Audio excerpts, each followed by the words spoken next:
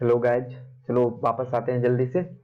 Indo membrane system, Indo membrane system किसे बोलते हैं? वो ऐसे सिस्टम को जिसमें बहुत सारे ऑर्गेनल इंटीग्रेटेड फॉर्म में आपस में मिल करके एक चैनल के रूप में काम करे, वो इंडो मेम्ब्रेन सिस्टम। इसके एग्जांपल है Golgi complex, lysosome, endoplasmic reticulum, vacuole. आगे देखो बता रहे हैं, यहाँ देखो गर्ल भी, ऐसे याद रखना। गर्ल भी, मॉनिटर जो है क्लास में पूछ रहा है टीचर से कि गर्ल भी पिकनिक जाएगी। वो पिकनिक जा रहे हैं, लड़के लोग जा रहे हैं, वो पूछ रहा है गर्ल्स को अलाउ नहीं है, बहुत डेंजर जगह पे जा रहे हैं, तो बोल रहा है गर्ल भी जाएगी। तो GERL, GIRL नहीं याद करना, GERL भी। तो G4 Golgi complex, ER4 endoplasmic reticulum, L4 lysosome, V4 vacuole. तो इंडो में because their function are coordinated, बता ही चुके हैं। और जो आपस में कोऑर्डिनेट करके काम नहीं करेंगे वो इंडो मेम्ब्रेन सिस्टम का नहीं रहेंगे पार्ट। तो वही है कि माइटोकॉन्ड्रिया ये सब क्लोरोप्लास्ट वगैरह को क्यों नहीं बोला जाता, क्योंकि वो आपस में कोऑर्डिनेट होकर के काम नहीं करता है। आप आ गए इंडोप्लाज्मिक रेटिकुलम। इंडोप्लाज्मिक रेटिकुलम में सुनो, इंडोप्लाज्म जो जो मेन है वही बता रहा हूँ। इंडोप्लाज्मिक टीनी स्ट्रक्चर जो न्यूक्लियस के विसिनिटी के आसपास पाया जाता है, ये कंटिन्यूअस लेयर बनाता है और ये दो टाइप के होते हैं। पहले तो ये समझ लो, इसके इंटरनल चेंबर टू पार्ट में डिवाइड होते हैं, ल्यूमिनल और एक्स्ट्रा ल्यूमिनल। ल्यूमिनल जो होता है इनसाइड ईआर होता है, और जो साइटोप्लाज्म की तरफ बनाएगा वो एक्स्ट्रा ल्यूमिनल होगा। ठीक है, अब आ जाओ यहाँ। इंडोप्लाज्मिक रेटिकुलम दो टाइप के होते हैं, रफ इंडोप्लाज्मिक रेटिकुलम और smooth endoplasmic reticulum. Rough endoplasmic reticulum जो रहेगा उस पे राइबोसोम रहता है ना, राइबोसोम रहता है। और स्मूथ इंडोप्लाज्मिक राइबोसोम नहीं होता है, क्योंकि राइबोसोम अगर है किसी पे तो रफ दिखेगा, बाय लुक उसे बुलाया जाता है। ये देखो दे रखा है, ये देखो यहाँ पे है राइबोसोम, इसमें है ना, ये देखो राइबोसोम है, राइबोसोम है तो रफ दिख रहा है, तो इसलिए इसे RER। और इसमें कुछ भी नहीं है, राइबोसोम एब्सेंट है तो smooth endoplasmic reticulum by look बोला जाता है। ठीक है, और राइबोसोम जो अटैच होता है वो राइबोफ्लोरिन 2 से होता है। ठीक है, एनसीईआरटी में नहीं दिया गया है तो नहीं पूछेगा। तो आ जाते हैं, रफ इंडोप्लाज्मिक रेटिकुलम का काम है प्रोटीन सिंथेसिस। रफ इंडोप्लाज्मिक का काम है प्रोटीन सिंथेसिस में। ठीक है, प्रोटीन सिंथेसिस, और वहां पे ज्यादा ये दिखाया जाएगा। ये जो है continuous layer with the outer membrane nucleus, RER अभी बोले तो, ये कंटिन्यूअस लेयर बनाता है RER के साथ। स्मूथ इंडोप्लाज्मिक में मेजर सिंथेसिस ऑफ लिपिड और लिपिड लाइक हार्मोन, SER। तो सिंपली RER प्रोटीन बनाएगा, है ना, SCR क्या बनाएगा, लिपिड और स्टेरॉइड हार्मोन। ठीक है, ये सब इंपॉर्टेंट है, पूछा गया है। ठीक है, और ये इंडोप्लाज्मिक रेटिकुलम को पोर्टर नेक हो जाता है। अब आ जाओ गोल्जी एपरेटस का। कैम्लियो गोल्डी ने 1898 में सिस्टर्नी इसका डेंसली स्टैंड होता है। सिस्टर्नी का साइज याद रखना 0.5 से 1 माइक्रोमीटर, फ्लैटेक सिस्टर्नी होता है। इसमें दो फेस होता है, सिस फेस, ट्रांस फेस। सिस को फॉर्मिंग फेस बोलते हैं, ट्रांस को मैचुरिंग फेस बोलते हैं। सिस जो होता है कॉन्वेक्सली अरेंज होता है, ट्रांस जो होता है कॉन्केवली अरेंज होता है। इसे कैसे याद रखो, और कॉन्सेंट्रिकली कैसे याद रखोगे? कॉन्सेंट्रिक रिंग किसे बोलते हैं? ऐसा कॉमन रिंग जिसका सेंटर सेम हो, तो ऐसे अरेंज होता है। ठीक है, तो सिस देखो, सिस कॉन्वेक्स फॉर्मिंग। सिस में देखो तीन वर्ड है, सिस में सिस छोटा है ना, और ट्रांस 5 लेटर का है, तो इसीलिए कैसे याद रखोगे? कॉन्वेक्स सिस है, इसमें 6 है, इसमें 7 लेटर है। छोटा छोटे के साथ, बड़ा बड़ा के साथ जाएगा। ठीक है, ये तुम्हें एक केमिस्ट्री अगर पढ़ाऊंगा, केमिस्ट्री में ये छोटा छोटा बड़ा बड़ा बहुत चलेगा। वहां पे छोटा छोटे के साथ स्टेबिलिटी शो करता है, यहाँ पर भी ऐसे ही याद रखना। Concave cis, convex, convex cis, concave, trans, forming face. Cis को फॉर्मिंग फेज बोलते हैं, यानी छोटा है ना, मैच्योरिंग बड़ा लेटर है, तो इसे मैच्योरिंग फेज बोलते हैं, याद रखना।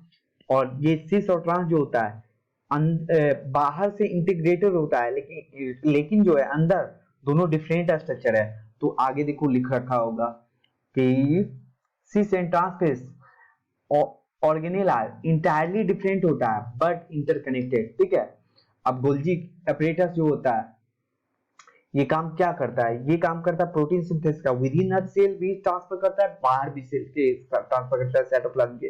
तो ये इंडोप्लाज्मिक क्योंकि प्रोटीन बना रहा है, तो ये कहीं ना कहीं पैकेजिंग में, वो प्रोटीन के पैकेजिंग में काम करेगा। कौन? Golgi complex. और क्या करता है? ग्लाइकोसाइडेशन और ग्लाइकोसाइलेशन में, यहाँ पे यही सब दे रखा है। ठीक है, तो ग्लाइकोसाइडेशन, ग्लाइकोसाइलेशन मतलब क्या हुआ? और हमेशा सिस फेज से अंदर आएगा और ट्रांस फेज से मॉडिफाइड होकर के निकलेगा।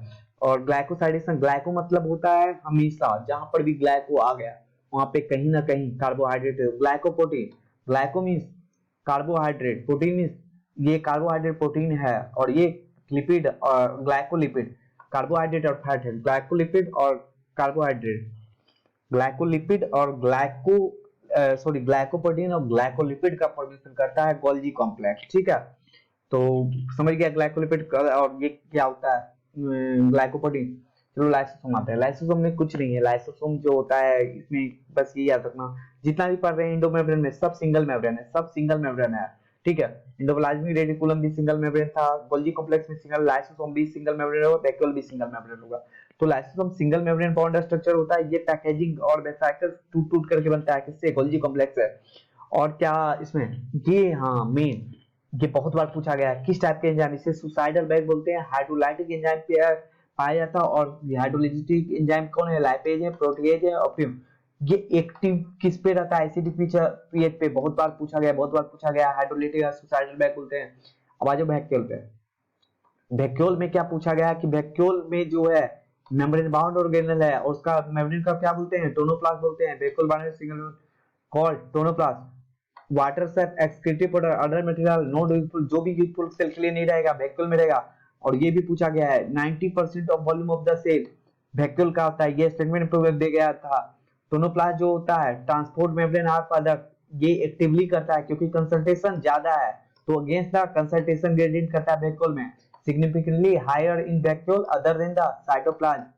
अब अमीबा, अमीबा में कॉन्ट्रेक्टाइल वैक्यूल होता है, इसी से एक्सटेंड करता है फूड वैक्यूल। पढ़ ही चुके हो प्रोटिस्टा में, बहुत सारे प्रोटिस्टा के पास फूड वैक्यूल था खाने के लिए। अब माइटोकॉन्ड्रिया आ जाओ। Mitochondria specially are not easily, अभी वो जो था गोल्जी apparatus, वो डेंसली मतलब हाईली हाईली स्टेंड था। ये जो है visible and the physiological activity, ये जो है स्पेसिफिकली स्टेंड है, और लाइट स्टेंड है वो ये ग्रीन कलर का जैकब ग्रीन से होता है, ठीक है। ये नीट एग्जाम्पलर लगाओगे ना उसमें दे रखा है विजिबल फिजियोलॉजिकल एक्टिविटी, इसका जो होता है फिजियोलॉजिकल एक्टिविटी डिपेंड करेगा माइटोकॉन्ड्रिया का, जो ज्यादा एक्टिव रहेगा सेल उसमें माइटोकॉन्ड्रिया ज्यादा रहेगा। ये शेप बहुत वैरी करता है, सुसार शेप होता है, सिलेंडर शेप होता है, डायमीटर याद रखना 0.1 to 1 माइक्रोमीटर। अभी गोल्जी apparatus का पर क्या पढ़े थे 0.5 to 1। लेंथ कितना होता है 1 to 4 time. Mitochondria is double membrane, अभी बताए थे। Golgi complex, endoplasmic reticulum, lysosome, vacuole single membrane है। माइटोकॉन्ड्रिया, प्लास्टिड, न्यूक्लियस, ये सब डबल मेम्ब्रेन है। आउटर और इनर मेम्ब्रेन है ना, आउटर और इनर मेम्ब्रेन, आउटर और इनर मेम्ब्रेन के बीच में जो चैम्बर रहेगा उसे इंटरमेम्ब्रेनल स्पेस बोलेंगे, है ना। और इनर मेम्ब्रेन के जो अंदर में रहेगा उसे मैट्रिक्स बोलेंगे, ठीक है ना। मैट्रिक्स में क्या होता है, मैट्रिक्स में बहुत सारे क्रेब्स साइकिल ये सब होते हैं, अभी आगे पढ़ोगे। अब इनर मेम्ब्रेन में जो है इनफोल्डिंग होता है, उसे क्लिस्टा बोलते हैं। बहुत बार पूछा गया, बहुत बार पूछा गया है, बहुत बार पूछा गया है, ये सब इंपॉर्टेंट है। क्लिस्टा का काम क्या है, सरफेस एरिया का बढ़ाना। ऑफ कोर्स सरफेस एरिया बढ़ेगा, कोई भी अगर ऐसे रहे तो कम एरिया ले रहा है, इसी को ऐसे कर दो, यही वायर को ऐसे कर दो तो ज्यादा एरिया है ना, तो वही एरिया बढ़ाता है, एरिया बढ़ाता है ना। आउटर और inner, outer membrane form continuous मतलब लेयर बनाता है, ठीक है। टू चैम्बर माइटोकॉन्ड्रियल, ये इसके पास एंजाइम होता है, अभी पढ़ोगे क्रेब साइकिल में, वहां पे पूरा यही पढ़ेंगे कि इसमें डिफरेंट टाइप के रिस्पायरेटरी एंजाइम होते हैं, ठीक है गाइस। और इसी को power house of the cell बोलते हैं, क्योंकि एरोबिक रिस्पायरेशन यही होता है, इसी को power house of the cell बोलते हैं। इसके पास जस्ट बैक्टीरिया जैसा होगा, सिंगल सर्कुलर डीएनए मॉलिक्यूल होगा, फ्यू आरएनए मॉलिक्यूल होगा। राइबोसोम 70s होता था, 70s राइबोसोम कहाँ पाया जाता था, बैक्टीरिया में, है ना। प्रोकैरियोट में इसमें पाया जाएगा। Compound requires synthesis of protein, mitochondria divide, हाँ ये भी पूछा गया है, माइटोकॉन्ड्रिया कैसे डिवाइड करता है, बाइंडिंग फिशन द्वारा, क्योंकि ये प्रोकैरियोट जैसा बिहेवियर कर रहा है। प्लास्टिड, ये भी पूछा गया, प्लास्टिड किस किस में पाया जाएगा, ऑल प्लांट एंड यूग्लिनाइड। यूग्लिनाइड क्या है, पोटेस्ट है, ये लार्ज होता है, सिंपली माइटोकॉन्ड्रिया से भी ज्यादा बड़ा होता है, न्यूक्लियस से भी ज्यादा बड़ा होता है। बेस्ड ऑन द पिगमेंट और कलर, ये तीन टाइप का होता है, क्लोरोप्लास्ट होता है, क्रोमोप्लास्ट होता है, ल्यूकोप्लास्ट होता है। क्लोरोप्लास्ट में क्लोरोफिल होगा, इसलिए जो होता है वो ग्रीन दिखता है। क्रोमोप्लास्ट में वाटर सोलुबल नहीं, फैट सोलुबल पिगमेंट होते हैं, कैरोटीन होता है, जिंथोपिल होता है, सॉरी जिंथोपिल होता है, और इसीलिए उसका ढेर सारा कलर होता है, येलो, येलो होगा, अदर देन ग्रीन कोई भी कलर होगा, ठीक है। ग्रीन रहेगा तो क्लोरोप्लास्ट होगा। अब आ जाए ल्यूकोप्लास्ट। ल्यूकोप्लास्ट जो होता है, ल्यूकोप्लास्ट कलरलेस होता है, ठीक है। अब ल्यूकोप्लास्ट में तीन होते हैं, एमाइलोप्लास्ट होते हैं, इलैलियोप्लास्ट होते हैं, एलोरोप्लास्ट होते हैं। एमाइलोप्लास्ट नाम से पता चल रहा है, एमाइलेज एमाइलेज एमाइलम किसको बोलते हैं, स्टार्च को। तो स्टार्च को जो स्टोर करेगा वो एमाइलोप्लास्ट है। उसका एग्जांपल पोटैटो। इलैलियोप्लास्ट नाम से पता चला, इलैलियो जो लिपिड को ऑयल को स्टोर करे, एल्यूरोप्लास्ट जो प्रोटीन को, एल्यूरोन लेयर याद करो एंडोस्पर्म का ट्रिपल में 3n उसका नेचर है, मतलब ट्रिप्लॉइड होता है, डिप्लॉइड नहीं होता है, ट्रिप्लॉइड होता है और प्रोटीन सिंथेसिस में हेल्प करता था। तो पता चल गया ना, एलोरोप्लास्ट प्रोटीन करेगा, एलोरोप्लास्ट स्टोर करेगा, और ये एमाइलोप्लास्ट स्टोर करेगा कार्बोहाइड्रेट या स्टार्च। पोटैटो इसका एग्जांपल दे रखा है। और जो मैंने बोला कैरोटीनॉइड पे carotene, xanthophyll, other pigment chromoplast में रहेगा, क्लोरोफिल और कैरोटीनॉइड, क्लोरोफिल और कैरोटीनॉइड क्लोरोप्लास्ट में रहेगा, यही सब है। अब आ जाओ, majority of chloroplast green plant में बताए थे मेसोफिल सेल में होता है, अभी पढ़े हैं एनाटॉमी में। वेरिएबल लेंथ होता है 5 to 10 nanometre, width 2 to 4 nanometre होता है। अभी बताए, भूल गए, माइटोकॉन्ड्रिया का भी फिगर इंपोर्टेंट है और क्लोरोप्लास्ट का भी। ये देखो, outer membrane, inner membrane, grana, thylakoid, stroma लेवली। दो थैलेकॉइड को जो जोड़ रहा है वो स्ट्रोमा लेवली है। इसका जो है थैलेकॉइड के बीच वाले एक एक को ग्रेनम बोलते हैं। आउटर इनर मेम्ब्रेन पता ही है। अब आ जाओ यहाँ पे, जिसका वैरी करता है क्लेमाइडोमस में एक ही था क्लोरोप्लास्ट, और ग्रीन एल्गी में 20 से 40 पर सेल इन द मेसोफिल होता है, ठीक है। ये डिफरेंट डिफरेंट वैरी करता है। माइटोकॉन्ड्रिया और क्लोरोप्लास्ट अभी बताया, न्यूक्लियस भी, अभी न्यूक्लियस भी है। ये दोनों डबल मेम्ब्रेन है ना। इसको ले आते हैं इधर, सॉरी, ये याद रखना, inner chloroplast membrane is relatively less permeable, पूछा गया है वो स्टेटमेंट में। देख रहे, जैसे स्टेटमेंट मतलब जब भी बोलता हूं तो समझ आना कि 5 स्टेटमेंट दिया, इसमें से 1 सही है, 1 2 3 4 सही है, 1 2 3 ऐसे करके जब पूछा जाता था तो उसमें दिया था। तो इसमें भी अभी माइटोकॉन्ड्रिया में क्या था, जो इनर मेम्ब्रेन के अंदर वाला स्पेस था उसे मैट्रिक्स बोलते थे। इधर वाले में क्या बोलेंगे, स्टोमा बोलेंगे। इधर वाले में क्या बोलेंगे, स्टोमा बोलेंगे। स्टोमा में क्या रहेगा, जो भी कार्बोहाइड्रेट और प्रोटीन के सिंथेसिस में अभी जो भी यूज होगा एंजाइम, वो सब यहीं पे होगा, जो भी रिएक्शन होगा यहीं पे होगा। Number of organised flattened membranes is called thylakoid, अभी बोले थे। प्रेजेंट इन स्टोमा, अभी बोले थे। ये क्या था, ये सब मिला के ये सब थैलेकॉइड है, थैलेकॉइड है। अब है thylakoid are arranged in stack like pile of point called grana, singular granum are और इंटरग्रेनल थैलेकॉइड, इंटरग्रेनल दो ग्रेना के बीच का thylakoid, intergranal thylakoid. There are a flat membranous tubular structure called stroma membrane, दो thylakoid को मिलाने वाला, अभी बोले थे ऊपर में, लैमली बोलते हैं। और मेम्ब्रेन के अंदर जो रहेगा स्पेस उसे ल्यूमेन बोलेंगे, अभी पढ़ेंगे, है ना। ये जैसे रहेगा, ये इसके स्पेस को, ये ल्यूमेन है, ये ल्यूमेन है, ठीक है। Stoma clove enzyme required synthesis, अभी बताए थे कार्बोहाइड्रेट और प्रोटीन वाला, ये सब स्टोमा में रहेगा, ऊपर बताए थे ना।